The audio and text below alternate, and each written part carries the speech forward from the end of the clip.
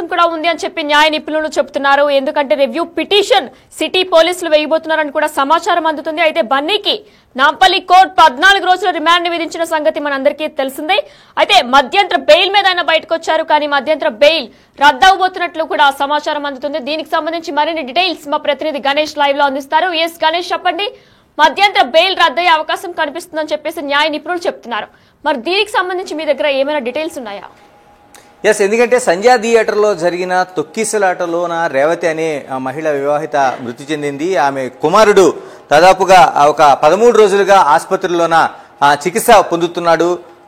అంటే ఆసుపత్రిలోన ఆయన ప్రాణాపాయ స్థితిలో ఉండి ఇప్పుడు మృత్యుతో పోరాడుతున్నాడు. అంటే టోటల్గా జరుగుతున్న దాంట్లోన అల్లు అర్జున్కి బెయిల్, ఆయనకి జైలు 18 మంది దాంట్లోన రిమాండ్ వేయడానికి దాదాపు 11వ ముద్దాయిగా ఉన్నాడు. ఆయన తీసుకెళ్లారు. తర్వాత నాంపల్లి కోర్టులో ఆయన సంబంధించిన కేసు నడిచింది. 14 రోజుల పాటు రిమాండ్ విధించారు. అంటే ఇక్కడ వరకు ఆ కేసు చాలా ఉత్కంఠగా నడిచింది. అల్లు అర్జున్ వచ్చిన తర్వాత ఆ రోజు ఉదయం నుంచి పోలీసులు తీసుకెళ్లడం దగ్గర నుంచి నాంపల్లి కోర్టులో ప్రవేశపెట్టడం, కింది కోర్టులో ప్రవేశపెట్టిన తర్వాత ఆయనకి జైలు శిక్ష ఖచ్చితంగా ఉంటుందనేది 14 రోజుల పాటు రిమాండ్ విధించారు. కానీ ఇంతలోనే అంటే పూర్తిగా గడిచిన మధ్యాహ్నం లంచ్ మోషన్ పిటిషన్ దాఖలు చేశారు అత్యవసరంగా. కానీ లంచ్ మోషన్ 12 గంటల నుంచి 2 గంటల లోపల జరగాల్సింది. సాయంత్రం వరకు లంచ్ మోషన్ పిటిషన్ నడిచింది. దానిపైన ఇంట్రీమ్ బెయిల్, ఏదైతే మధ్యంతరంగా కూడా ఇంట్రీమ్ బెయిల్ పిటిషన్ అయితే హైకోర్టులో మూవ్ చేశారు. బెయిల్ వచ్చింది. కానీ ఏదైతే బెయిల్కి సంబంధించిన ఆ కోర్టు జైలుకి సంబంధించిన ఆ పిటిషన్ వాళ్ళకి ఆ పత్రాలని వెళ్లాల్సిన దాంట్లో కొంత ఆలస్యం జరగడంతో ఆయన ఆ రోజు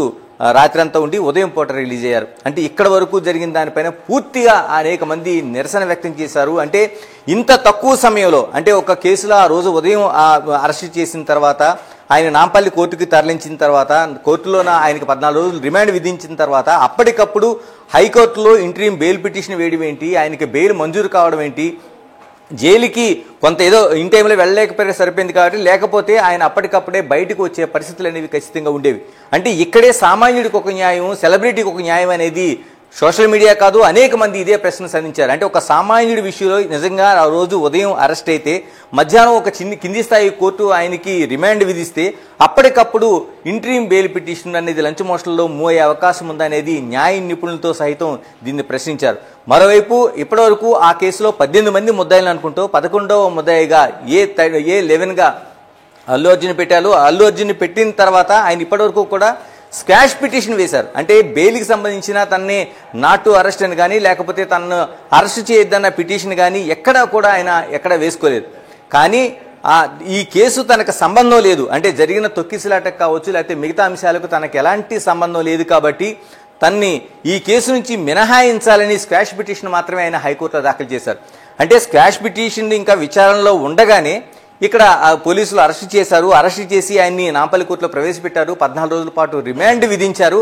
ఆ తర్వాత ఆకస్మికంగా ఇంట్రీమ్ బెయిల్ కోసం హైకోర్టులో ఎలా మూవ్ చేశారనేది ఇప్పుడు న్యాయ నిపుణులకి అతిపెద్ద సవాల్గా ఆ రోజున నిలిచిన తర్వాత దానికి ఇప్పుడు అనేక తర్జన భర్జన జరిగిన తర్వాత ఈ రోజు వరకు కూడా ఆయన ఆ రోజు 12 గంటల్లో మొత్తం అరెస్టు, రిమాండు, తర్వాత ఇంట్రీమ్ బెయిల్, తర్వాత జైలు నుంచి బయటకు వచ్చాడు అనేది 12 గంటల పాటు ఒక చక్రం తిరిగినట్టుగా వచ్చింది. అంటే సినిమాల్లో మనం చూస్తున్న ఘటనలాగా 2.5 గంటల సినిమాలో 3 గంటల సినిమాల్లోనూ ఒక హీరోకి సంబంధించిన కేసు, తర్వాత జైలు, బయటికి రావడం, బెయిల్స్ అన్నీ ఒకసారి జరిగిపోతాయి.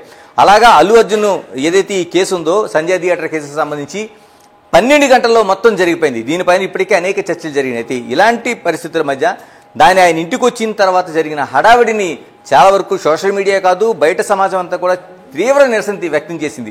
అంటే ఏం సాధించారని, అల్లు అర్జున్ ఏం సాధించారో ఆయన ఇంటికి వచ్చిన తర్వాత అనేక మంది సెలబ్రిటీలు, అంటే చిరంజీవి కావచ్చు, నాగబాబు కావచ్చు, లేకపోతే సురేఖ వాళ్ళ మేనత్త కావచ్చు, వీళ్ళందరికీ కుటుంబ సమస్య కాబట్టి కుటుంబంలో ఒక వ్యక్తి అరెస్ట్ అయిన తర్వాత వాళ్ళకి సానుభూతి ఉంటుంది.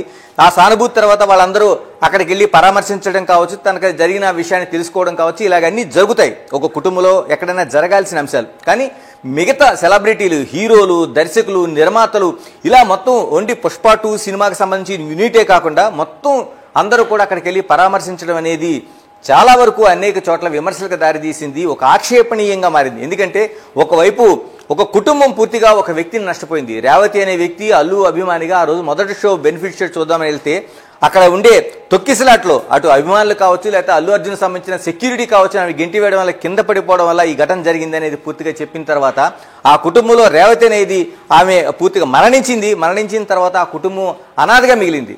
ఎందుకంటే భాస్కర్ ఆ పిల్లల్ని, ఒక చిన్న పాప, తర్వాత మృత్యుతో పోరాడుతున్న శ్రీతేజ హాస్పిటల్లో దాదాపుగా 13 రోజులుగా కిమ్స్ హాస్పిటల్లో చికిత్స పొందుతున్నాడు.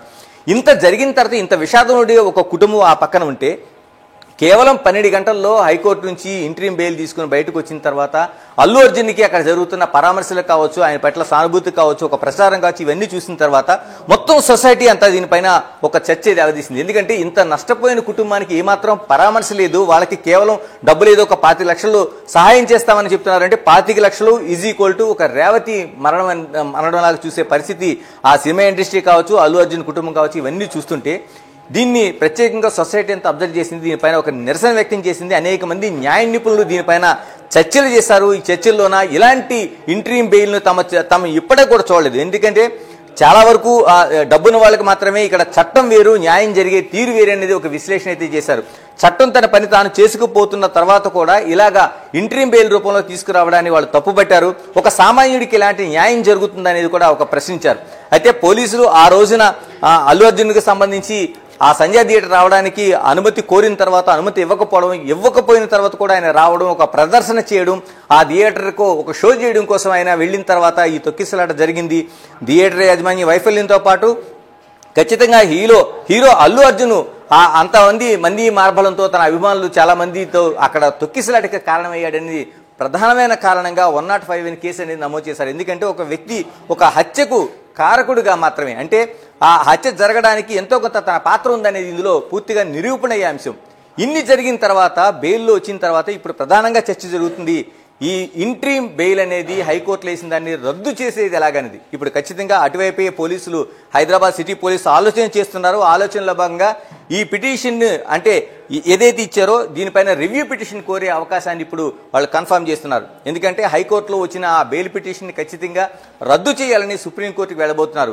దీనికి కూడా చిన్న ప్రాసెస్ నడుస్తోంది. ఈ ప్రాసెస్లో ఏంటంటే ఏదైతే సిటీ పోలీసు ఉన్నారో సిటీ పోలీస్కి అటు ప్రభుత్వం నుంచి అనుమతి రావాల్సి ఉంది, ప్రభుత్వం నుంచి అన్ని క్లియరెన్స్లు కూడా. ఎందుకంటే ఒకవైపు అనేక మంది సోషల్ మీడియా కావచ్చు, ఇతర బయట ఉండే సొసైటీ ప్రజలు కావచ్చు, ఆ రేవతి కుటుంబానికి అన్యాయం జరిగింది అనేది కూడా అనేక బాధను వ్యక్తం చేస్తున్నారు. ఇటువైపు సంబరాలు చేసుకుంటున్న అల్లు అర్జున్ కుటుంబాన్ని చూస్తున్నారు. కాబట్టి ప్రభుత్వం ఖచ్చితంగా బాధిత కుటుంబం వైపే ఉంటుంది. కాబట్టి ఖచ్చితంగా ఈ పిటిషన్కి ఏదైతే పోలీసులు అనుమతి కోరుతున్నారో దాన్ని ప్రభుత్వం ఇచ్చే అవకాశం కనిపిస్తోంది.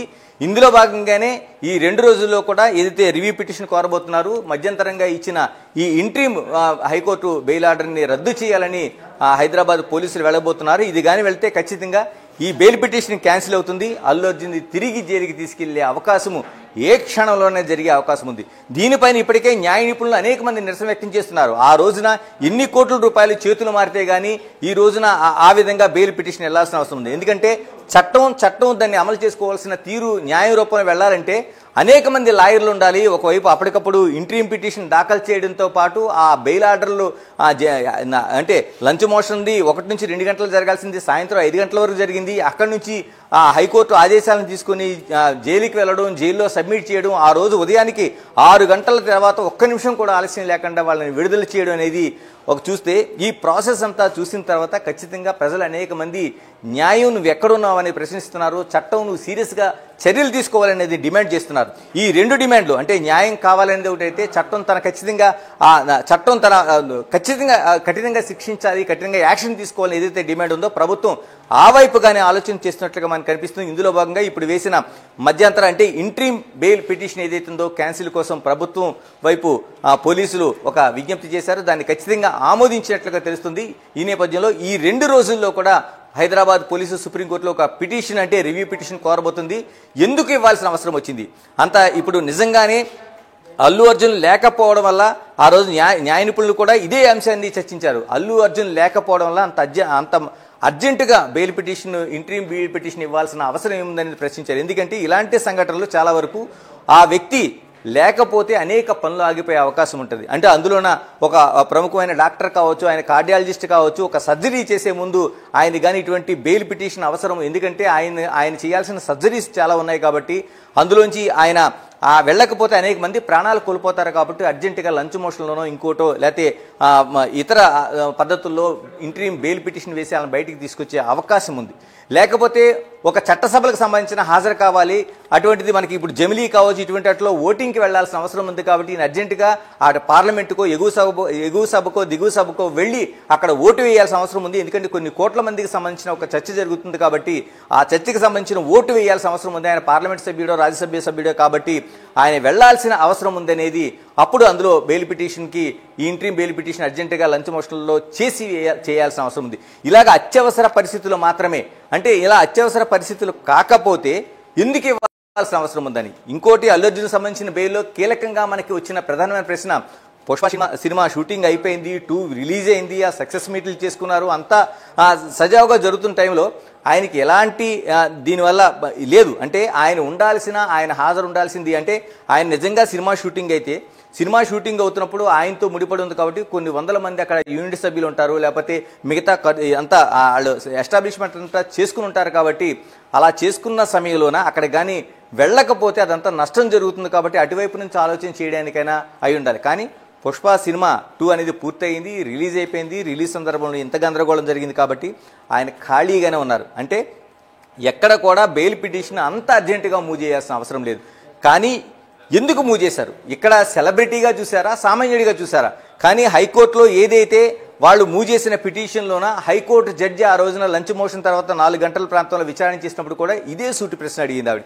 అక్కడ అడిగిన ఆ ప్రశ్న, జడ్జి శ్రీదేవి అడిగిన ప్రధానమైన ప్రశ్న, సెలబ్రిటీగా చూస్తున్నారా, సామాన్యుడిగా చూస్తున్నారా? సెలబ్రిటీగా చూస్తే నేను ఆయన అంత పరిగణలోకి తీసుకోవాల్సిన అవసరం లేదనేది కూడా ఆ బెంచ్ పైన చేసిన ప్రధాన ప్రశ్న. దానికి అల్లు అర్జున్కి సంబంధించిన న్యాయవాది ఖచ్చితంగా అతను సామాన్యుడిగా చూడాల్సిన అవసరం ఉంది, మీ సెలబ్రిటీగా చూడాల్సిన అవసరం లేదు. కానీ ఆ బెయిల్ పిటిషన్ మూవ్ చేయాలి, మీరు సామాన్యుడిగానే చూడండి, చట్టం ముందు అందరూ సమానమే, న్యాయం ముందు అందరూ సమానమే అనేది ఏదైతే అక్కడ ఆయన డిమాండ్ చేశారో ఆరోపణలోనే ఆయనకి బెయిల్ వచ్చింది. అంటే ఇంత సామాన్యుడిగా ఉండే వ్యక్తి వచ్చిన తర్వాత ఆ సామాన్యుల్లో చూడకుండా ఇంటికి వచ్చిన తర్వాత ఎంతమంది సెలబ్రిటీలు, దర్శకులు, నిర్మాతలు, ఎక్కడెక్కడ ఉన్న వాళ్ళందరూ వచ్చి ఆయన్ని ఒక సెలబ్రిటీలాగా చూస్తూ వెళ్తున్నారంటే ఆ తర్వాత ఆ బెయిల్ పిటిషన్ వచ్చిన తర్వాత ఆయన న్యాయవాదులు కూడా చెప్పిన మాటలు చూస్తే ఆశ్చర్యాన్ని కలిగిస్తుంది. చాలా వరకు ఆయనకి వచ్చిన వెంటనే జైలు నుంచి విడుదల చేయాల్సిన అవసరం ఉంది. కానీ అలా విడుదల చేయకుండా ఖచ్చితంగా వాళ్ళు అక్కడ ఆప్ చేయడం వల్లే ఆయన ఆ రోజు రాత్రి అంతా జైల్లో ఉండాల్సిన అవసరం వచ్చింది. సామాన్యుడిలాగా జైల్లో ఆయన కింద పడుకున్నారని అనేక స్టేట్మెంట్స్ ఇచ్చేశారు. అంటే హైకోర్టులో చెప్పింది ఒకటి, బయటకు వచ్చిన తర్వాత చెప్తున్న మాటలు. అంటే ఆయన సామాన్యుడిగా చూడకుండా సెలబ్రిటీలా చూడాల్సిన అవసరం ఉందని చెప్పారు. వీటన్నిటిని చూసిన తర్వాత ప్రభుత్వానికి అతిపెద్ద డ్యామేజ్ చేసేలాగా ఈ అడ్వకేట్స్ ప్రకటనలు కావచ్చు, లేకపోతే జరుగుతున్న ఘటనలు కావచ్చు కనిపించేది. దీంతో ప్రభుత్వం దానికి సీరియస్గానే ఉంది. ఎందుకంటే ప్రభుత్వం ఎప్పుడూ సామాన్యుల పక్షాన్ని ఉంటుంది కాబట్టి ఖచ్చితంగా ఏదైతే మరణించిన రేవతి కుటుంబాల పక్షాన్ని ప్రభుత్వం నిలవడానికి ఉన్నట్లుగా మనకు కనిపిస్తుంది. ఈ నేపథ్యంలో ప్రభుత్వం కూడా ఇప్పుడు దీనికి సంబంధించిన ఈ బెయిల్ అంటే ఇంట్రీం బెయిల్ పిటిషన్ రద్దు చేయాలని సుప్రీంకోర్టుకి వెళ్ళబోతుంది. ఇందులో ఇంకా కీలకమైన విషయం ఏంటంటే దాదాపుగా 25 లక్షల రూపాయలు ఆయన వాళ్ళకు కుటుంబానికి ఆర్థిక సహాయం ప్రకటించారు. మరోవైపు ఆ శ్రీతేజ్ ఏదైతే ఆసుపత్రిలో చికిత్స పొందుతున్నాడో ఆయనకి ఆ చికిత్స పొందుతున్న ఖర్చులు కూడా ఇస్తామని ప్రకటించారు. అంటే ఇది ప్రకటించిన తర్వాత ఆయన వెళ్ళి పరామర్శ చేయడానికి కూడా ఇప్పటికే అనేక మీడియా ముందు కూడా ఆయన సానుభూతి వ్యక్తం చేశాడు, సారీ చెప్పాడు, నేను వెళ్ళి ఆ కుటుంబాన్ని పరామర్శిస్తానని చెప్పాడు. అంటే పరామర్శించడం అంటే చాలా వరకు మనకి న్యాయం కావచ్చు, చట్టం కావచ్చు, ఇందులో ప్రధానంగా మనకు జరుగుతున్న చర్చలోన ఒక ముద్దాయిగా ఉండే వ్యక్తి ఆ బాధితుల కుటుంబానికి వెళ్ళడం అంటే ఆ కేసుని నీరుగార్చే ప్రయత్నం కావచ్చు, లేకపోతే వాళ్ళని ఒత్తిడి తీసుకొచ్చే ప్రయత్నం కావచ్చు, ఇలాగ అనేక రూపాల్లో ఆ ప్రయత్నం జరుగుతుందనేది ఇప్పటికే చట్టం న్యాయం రెండు కూడా నమ్ముతున్న పరిస్థితులు ఉన్నాయి. అంటే వాళ్ళని ఇన్ఫ్లుయెన్స్ చేసే అవకాశం ఉందనేది ప్రధానంగా అమ్ముతున్నారు.